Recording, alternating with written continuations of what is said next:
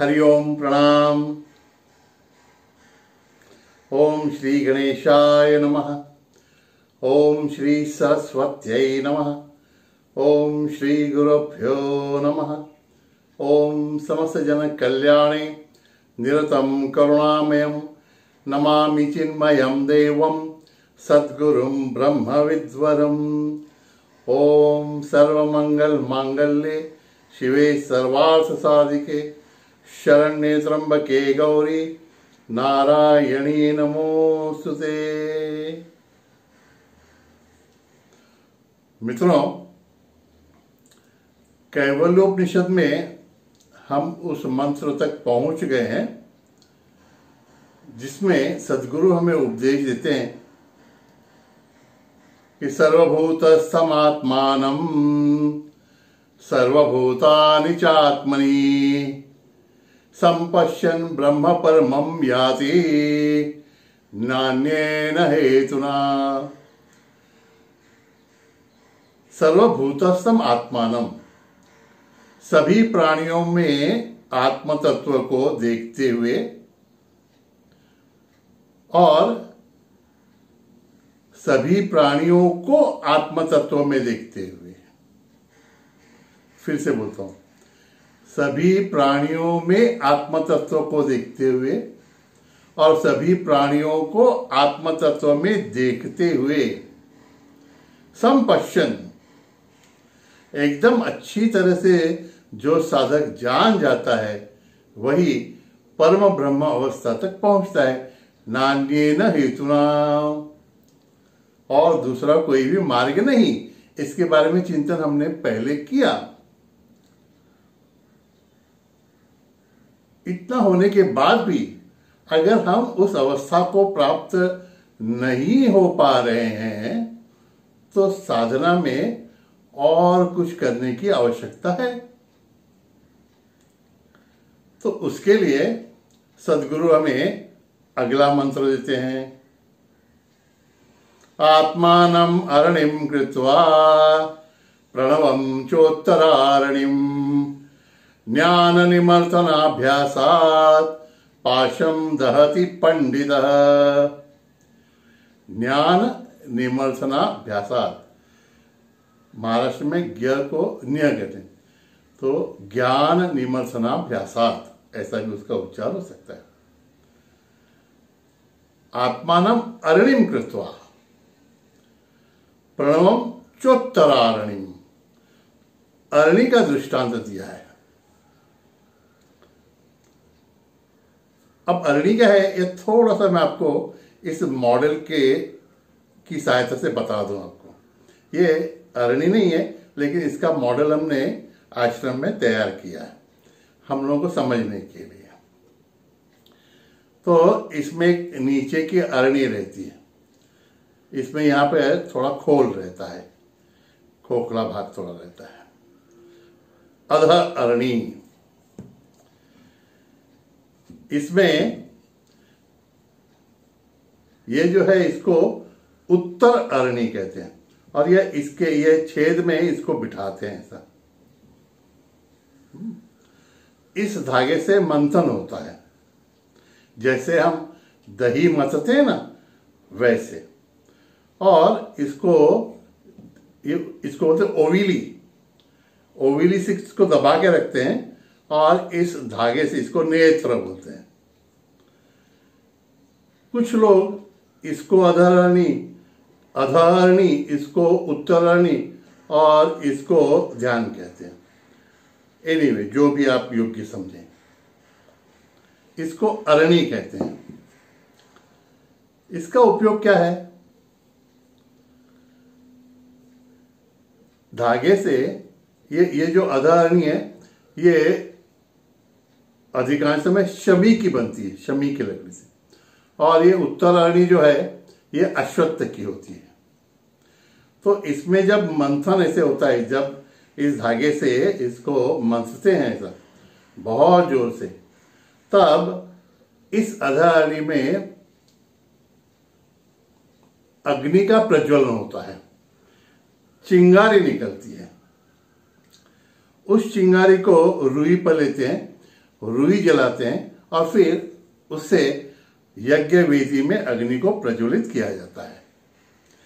यह अरणि का कार्य है। अत्यंत पवित्र अग्नि को निर्माण करने के लिए इस उपकरण की सहायता ली जाती है। ठीक है। अब हमारे इस मंत्र में कहा गया है कि आत्मानम अरणिम कृत्वा, अरणि माने यहां पर अधा अरणि, आत्मानम माने जीवात्मा को, और प्रणवम उत्तरारणि, और प्रणव माने ओम, इसकी उत्तर अरणि बनाकर ज्ञान निमर्थनाभ्यासात, इसका मंथन ज्ञान मंथन करने के बाद पाशम दहति पंडितः, ज्ञानी साधक सभी पाशों से मुक्त हो जाता है। यह अरणि का दृष्टांत आया। अधा अरणि माने जीवात्मा, अहंकार जिसको कह सकते हैं। तो ये जीवात्मा क्या है?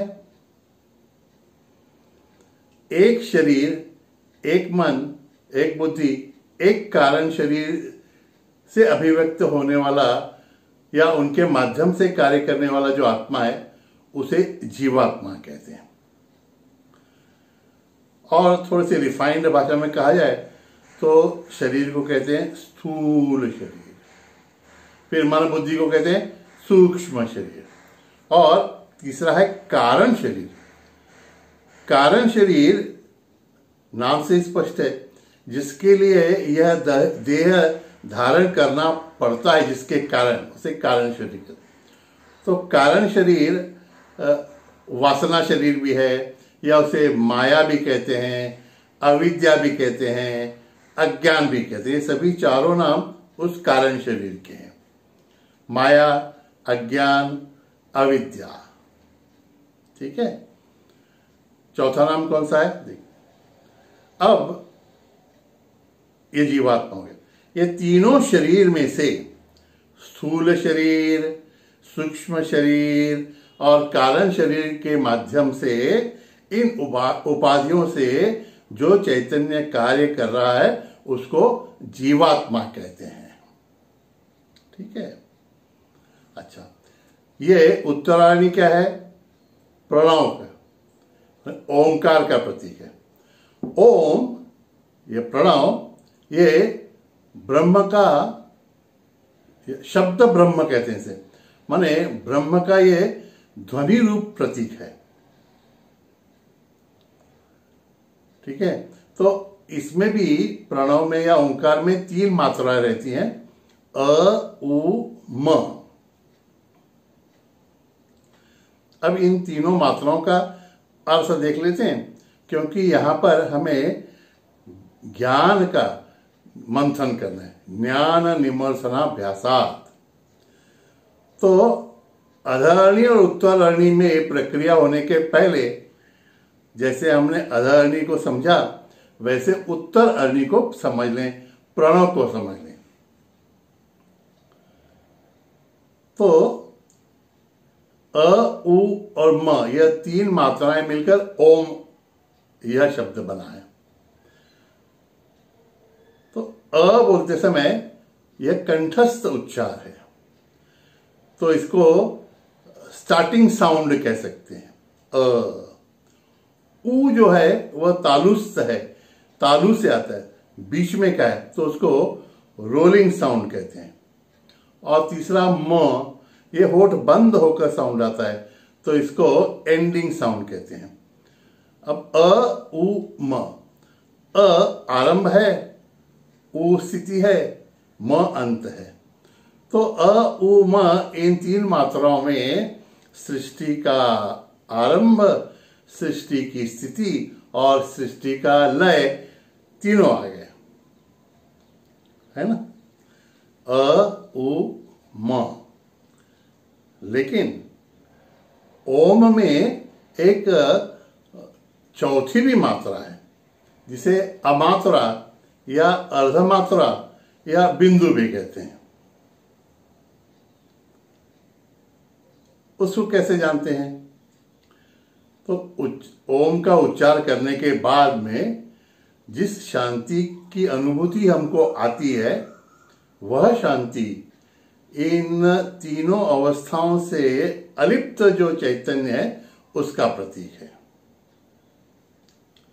देखिए, ओ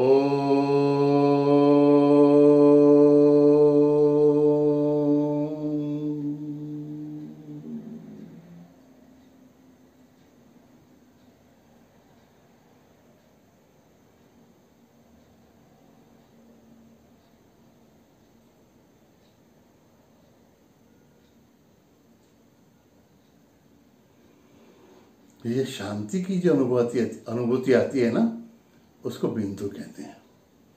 और जप, ओंकार का जप करने की जो साधना है, उसमें दो प्रकार की साधनाएं कहते हैं। कुछ लोग कहते हैं कि इसका अखंड जप करना है, ओम ओम ओम ओम ओम ओम ओम, इस तरह से। और कहीं पे शास्त्रों में कहा गया है, ओंकार बिंदु संयुक्तम नित्यम ध्यायन्ति योगिनः कामदम मोक्षदम चैव ओंकाराय नमो नमः। ओंकार बिंदु संयुक्तम, तो ओंकार का जप बिंदु के साथ में करना है। तो एक बार ओम का जप किया, उस शांति की अनुभूति में स्थित रहे, और फिर से जब विचार मन में निर्माण होने लगे तो दूसरे ओम का जप किया, उच्चार किया, ये हो गया।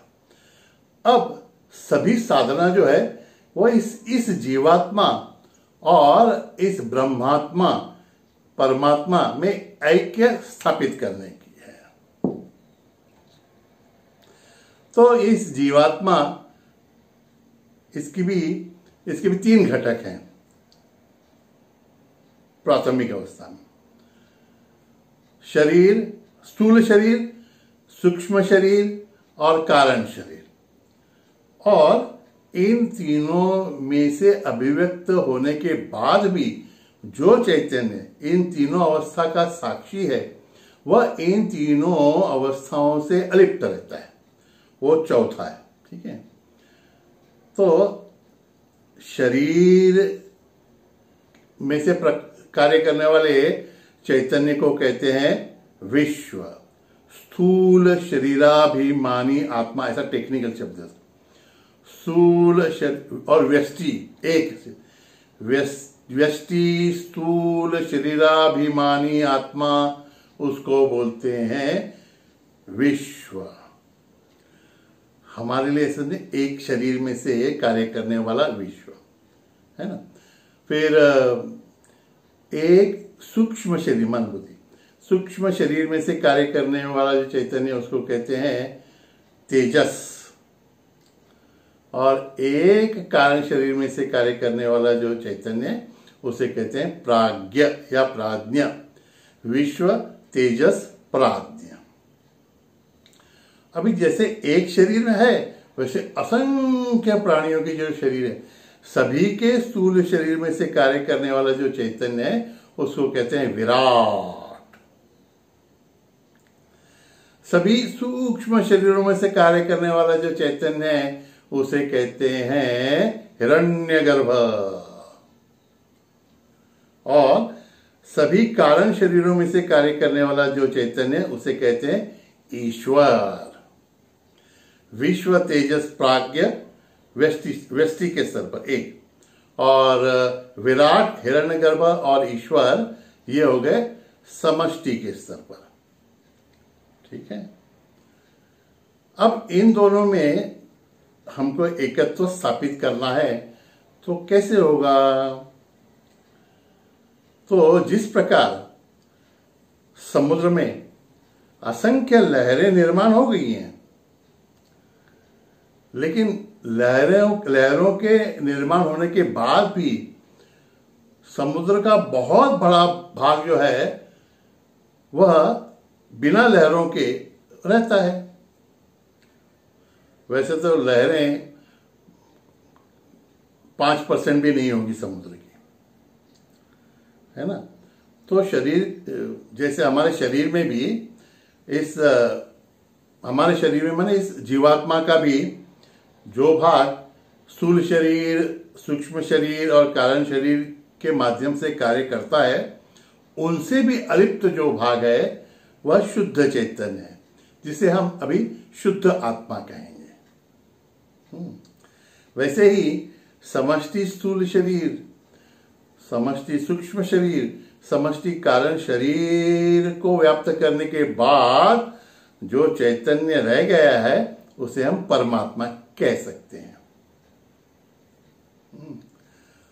तो परमात्मा सहित ये तीनों जो हैं, विराट, हिरण्यगर्भ, ईश्वर, इसको कहते हैं ब्रह्म। तो ब्रह्म वो है जो इन तीनों में से किसी से भी लिप्त नहीं है। ठीक है। अब हमको जीवात्मा और परमात्मा में ऐक्य स्थापित करना है, तो उसके लिए यह ओम उत्तरअरणी की सहायता लेनी है। पहले ज्ञान के स्तर पर देख लें तो एक शरीर और समष्टि शरीर, इसमें तो एकत्व हो ही नहीं सकता, बराबर है। तो एकत्व किसका है? जो इस शरीर मन बुद्धि से परे है चैतन्य, जो इस एक शरीर मन बुद्धि से अलिप्त है चैतन्य, वही समष्टि शरीर मन बुद्धि से अलिप्त परमात्मा है। तो उपाधि रहित जो भाग है वह एक ही है। इसे जीव ब्रह्म ऐक्य हमारी भाषा में हमारे स्तर पे कह सकते हैं। जैसे देखिए, एक लहर में पानी है, तो लहर अगर समुद्र से एकत्व स्थापित करना चाहती है तो हमें उस लहर का स्थूल आकार छोड़ना पड़ेगा। उस लहर में का आकार अगर हम अलग कर दें तो रहता है पानी। उसी प्रकार से सभी लहरों में का आकार अगर दूर कर लें तो रह जाएगा सभी लहरों में का पानी। ये दोनों समान हैं, और ये दोनों समान किससे हैं? उस समुद्र से समान है, उस सागर से समान है, उस पानी से समान है जो लहरों में कभी व्याप्त हुआ ही नहीं, है ना। तो जीवात्मा, परमात्मा और परब्रह्म, ये तीनों अवस्थाओं को हमको समझ लेना है। ये ज्ञान के स्तर पर तो हमने समझ लिया। अब एकत्व अगर स्थापित होना है तो इस शरीर में जो आत्मा है उसने, वो भी जो जीवात्मा बन गया है, उसने स्थूल, सूक्ष्म और कारण शरीर के बंधनों को तोड़ना आवश्यक है। वो क्यों बंध गया है? पाशम दहति पंडिता का ना, पाशों को दहत, कौन से पाश हैं वो? तो वह स्थूल शरीर की आसक्ति से जुड़ा है, सूक्ष्म शरीर की आसक्ति से जुड़ा है, कारण शरीर की आसक्ति से जुड़ा है, या उनसे जो बंध गया है उसको कहते हैं पाश। जब यह जीवात्मा इस परमात्मा के संपर्क में आकर दोनों का जब एकत्र मंथन होता है, जब इस जीवात्मा में परम तत्व के चिंतन का मंथन होता है, तब इसमें चिंगारी ज्ञानाग्नि का प्रज्वलन होता है, ज्ञानाग्नि।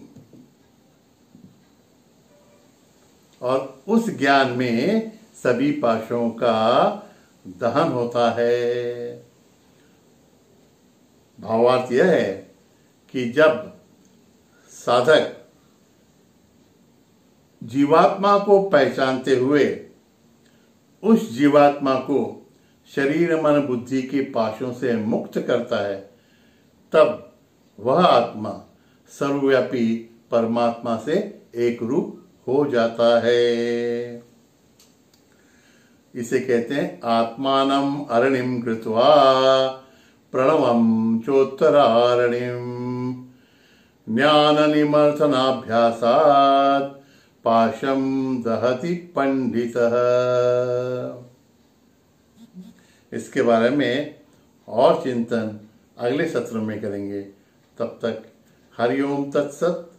नारायण नारायण नारायण। हरिओम।